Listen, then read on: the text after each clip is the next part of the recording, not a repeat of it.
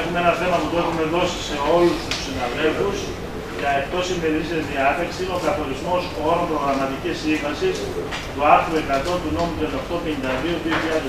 με το ΦΟΣΔΑ Περιφέρειες Πελοποννήσου για την υλοποίηση πράξη κατασκευής και λειτουργίας μονάδας επεξεργασίας οργανικών βιοαποδομήσιμων δημοτικών στερεών αποβλήτων. Να σας διαβάσω, θέλω να σας το πω εν συντομία.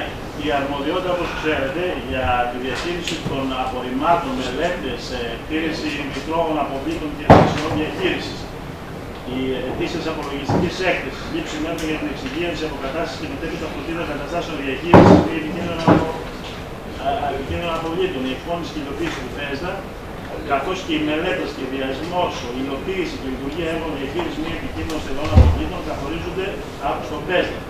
Για ρεύματα αποβλήτων που αυτό δεν είναι εφικτό. Αναλαμβάνει ο κάτοχος ή ο εξουσιοδοτημένος φορέας διαχείρισης. Ο ΦΟΣΔΑ λοιπόν εδώ, σε αυτή την περίπτωση, είναι ο κύριος του έργου. Για να υλοποιήσει ο Δήμος αυτά που ομόφωνα έχουμε αποφασίσει, θα πρέπει να γίνει, όπως γίνεται σε όλες αυτές τις διαδικασίες, μια προγραμματική σύμβαση μεταξύ του Δήμου Κορινθίων και του ΦΟΣΔΑ. Να θυμίσω ο κύριος Δημητρόπουλος το γνωρίζει ότι τη Δευτέρα έχει έκτακτο συμβούλιο του ΦΟΣΔΑ και για αυτό το θέμα. Θα έχει και άλλες προγραμματικές συμβάσεις από άλλους.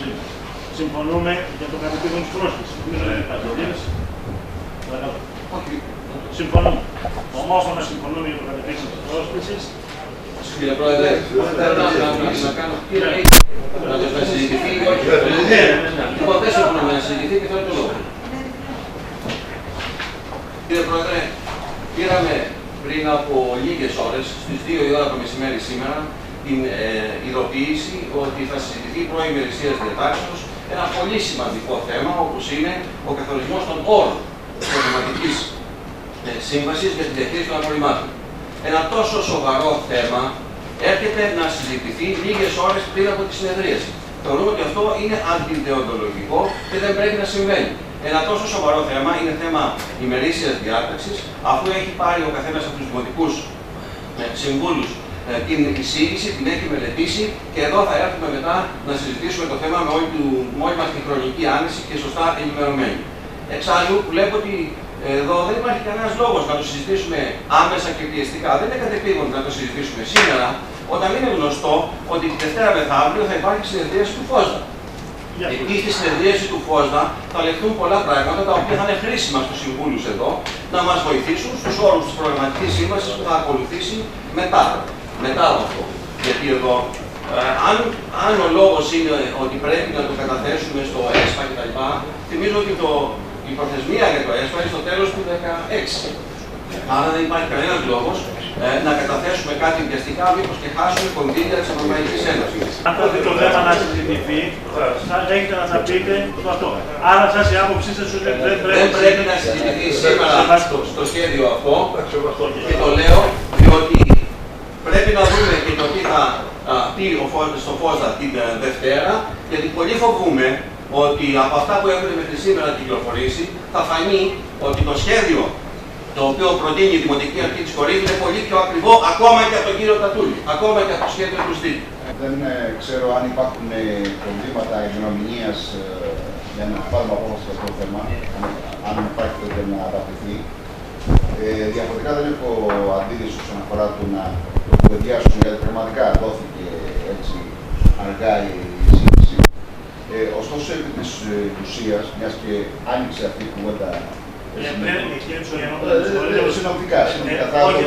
Θα επανέλθουμε εφόσον το σώμα αποφασίσει να το συζητήσουν οι όλοι. Επίσης το θέμα αυτό είναι επίκαιρο με την έννοια ότι αυτές τις μέρες κουβεντιάζεται το σχέδιο, το νέο περιφερειακό σχεδιασμός, ο οποίος επιχειρείται από μεριάς του Αντικόπουλου και μια πλειοψηφίας μικρών δήμων που στηρίζει τον κύριο Τατούλη να ανατραπεί η πραγματικότητα, η οποία είναι ότι το ΣΔΙΤ κοστίζει πολλά χρήματα, όπως έχουμε αποδείξει μέσα από ημερίδες τουλάχιστον εμείς αν παρατάξεις. Πολλά ψέματα στη μελέτη αυτή που λέει ο κ. Νανόπουλο. Πολλά ψέματα.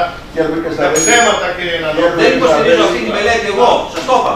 Αλλά μπορεί να φανεί ότι ακόμα και από αυτή τη μελέτη, συγγνώμη κύριε Ψιλογιαννόπουλε, μπορεί να να μην κάνετε διάλογο, να ακούσουμε τον κύριο Ψιλογιαννόπουλο να ολοκληρώσει την άποψή του και την πρότασή του. Λέω ότι αυτή τη στιγμή επιχειρείται μια ανατροπή σε επίπεδο Πελοποννήσου. Επί της ουσίας του θέματος, το οποίο είναι να εμφανιστεί από ένα νομικό γραφείο το οποίο κατά ανάθεση έγινε αυτή τη διαδικασία, να επιχειρείται να εξοραίσει το κτίριο αυτό, το οποίο θα κοστίσει πολλαπλά χρήματα, με όλα αυτά τα οποία έχουμε τεκτονίσει κατά καιρούς, με το μεταφορά απορριμμάτων, με τη διαχείριση των απορριμμάτων, με την έτσι υλοποίηση του προγράμματος όσον αφορά την ανακύκλωση στην πηγή, με την ακύρωση ουσιαστικά αυτή τη διαδικασία, μια σειρά λόγους που δεν θέλω τώρα αυτή τη στιγμή να κουράσω εδώ πέρα, τα έχουμε παιδιά, τα έχουμε αναλυτικά. Επιχειρείται αυτό. Λοιπόν, αυτό λοιπόν δεν ανατρέπει κάτι γνώμη μου. Και αυτό το θέμα έχω κουβεντιάσει με τον κύριο Ψιλογιαννόπουλο. Συμφωνώ απόλυτα με την άποψή του και θεωρώ ότι αν είμαστε υποχρεωμένοι σε θέμα ημερομηνίας να το κουβεντιάσουμε και να ακούσω πραγματικά την άποψη του κύριου Ψιλογιαννόπουλου για την απάντηση της Δημοτικής Αρχής. Για τα μία 12 η προθεσμία. Καταρχήν δεν έχετε την πλειοψηφία αυτή τη στιγμή εδώ. Λείπουν και οι δύο καθήλυνα αρμόδιοι που ασχολούνται με αυτό το κομμάτι. Αυτό και ο κύριος Μελέτης. Είναι πλειοψηφία στη δημοκρατία. Είναι πολύ. Διαμορφώνονται οι πλειοψηφίες. Κύριε Πρόεδρε, μην μιλάτε για δημοκρατία όταν εσείς δεν με αφήνετε. Μην μιλάτε για δημοκρατία τώρα εδώ. Αν είναι δημοκρατία. Συγγνώμη λίγο. Όχι, δεν έχει συγγνώμη. Μην με διακόπτετε όταν μιλάω. Ο ρόλος ο δικός μου να διακόπτει όταν μιλάτε και σας λέω και σας προσπαθώ να σας επαναφέρω στην Σας έχουμε πει να διακόπτετε, αλλά με άλλο τρόπο. Δεν το έχετε μάθει ακόμα. Πώς να διακόπτετε. Δεν διαμορφώνονται. Δεν είστε βοηθητικός. Λοιπόν, εντάξει κύριε Χασκίδη, δεν είστε καλός μαθητής στην Προεδρία. Η αντικατάσταση ενός Προέδρου που έχει αποδείξει πολλάκις ετών και την αξία του και την ποιότητά του, δεν μπορείτε να τη φτάσετε με αυτόν τον τρόπο και λυπάμαι που το λέω. Λοιπόν, αλλά οι αλήθειες θα λέγονται. Λοιπόν, δεν μπορεί να φέρνετε εδώ αυτό το ζήτημα, να μην έχετε εσείς σαν πλειοψηφία την απαιτούμενη πλειοψηφία για να γίνει το Συμβούλιο, να λείπουν οι καθήλυνα αρμόδιοι και ο κύριος Μελέτης και ο κύριος Δήμαρχος και να μου μιλάτε και για δημοκρατία τη στιγμή που μου στέλνετε ακριβώς 3 ώρες πριν το Συμβούλιο αυτή την προγραμματική τους όρους να διαβάσουμε. Εγώ δηλαδή έφυγα από τη δουλειά μου για να είμαι παρόν στο Συμβούλιο. Εάν δεν ήταν τα υπόλοιπα θέματα που είναι όλα σοβαρά, θα περνάγανε μια χαρά. Αλλά ένα τόσο σοβαρό θέματα, ποιος είναι ο λόγος της βιασύνης? Εγώ θα ήθελα να ακούσω την επεξήγηση.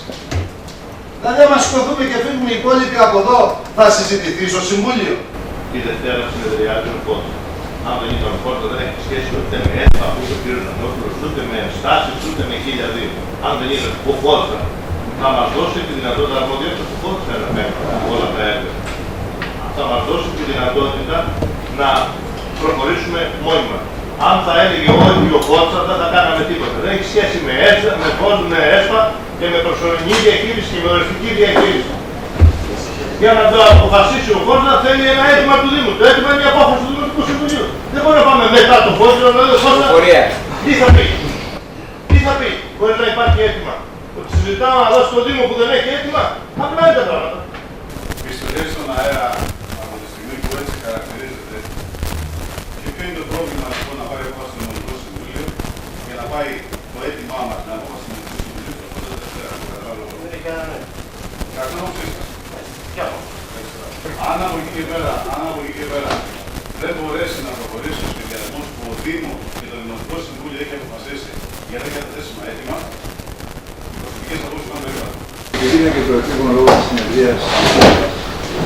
Εξάλλου αυτό το βλέπουμε και στην εισήγηση που έχει κάνει η υπηρεσία. Και όπου παρακαλεί να λάβουμε την απόφαση, η οποία πράγματι είναι απαραίτητη για την Δευτέρα. Είναι ξεκάθαρο και από στο κάτω-κάτω. Είναι και ένα θέμα το οποίο η διαχείριση απορριμμάτων, να μην και εγώ μας πούσα τώρα, μας έχει απασχολήσει πάρα πολλά χρόνια. Δηλαδή όλοι μας, λίγο πολύ, μια και είμαστε ευαίσθητοι σίγουρα. Ξέρατε ότι γίνεται συνεδρίαση του ΦΟΣ από πολύ καιρό. Εξάλλου ανεβλήθηκε για καμιά εβδομάδα. Άρα μπορούσατε να το φέρετε το θέμα σε ημερήσια διάταξη. Θα ξαναγίνει η συνεδρίαση του ΦΟΣ ξανά. Άρα μπορεί να πάει σε επόμενη συνεδρίαση. Θεωρούμε λοιπόν ότι δεν υπάρχει κανένας λόγος κατεπήγοντος Και θέλουμε να σας αποφασίσατε για μας αποφάσισε το ψήφο υπέρ.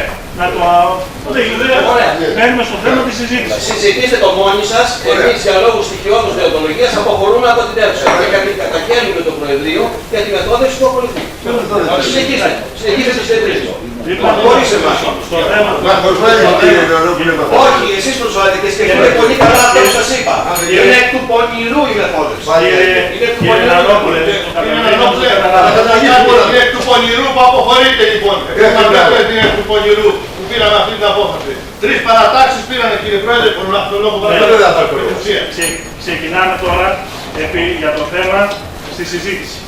Είναι βαθιά προσβολή αυτό που είπε για το Προεδρείο προηγουμένως για μεθόδευση, τη στιγμή που 3 παρατάξεις του Δημοτικού Συμβουλίου, 3 παρατάξεις, και η παράταξη του κ. Κέτρη και η παράταξη του κ. Ψιλογιαννόπουλου και η παράταξη δική μας, ομόφωνα οι 3 παρατάξεις είπαν να συζητηθεί το θέμα. Να συζητηθεί. Το τι θα συζητηθεί είναι άλλο θέμα. Και απεχώρησαν. Και μας μίλησε ότι είναι μεθόδευση αυτό που έγινε. Κύριε Πρόεδρε και κύριοι αγαπητοί κύριοι συνάδελφοι, σπάνια κάνω τέτοιες τοποθετήσεις.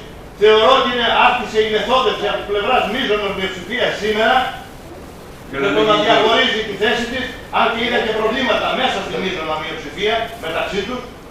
Θεωρώ ότι άρχισε η μεθόδευση από τη μείζωνα μειοψηφία να διαχωρίσει τη θέση της από την προσωρινή διαχείριση, το τοπικό σχέδιο διαχείρισης απορριμμάτων του Δήμου Κορινθίου, το οποίο θα το προχωρήσουμε, το είπαμε και στην προηγούμενη συνεδρίαση, είτε το θέλει ο κ. Γιαννόπουλος, είτε δεν το θέλει.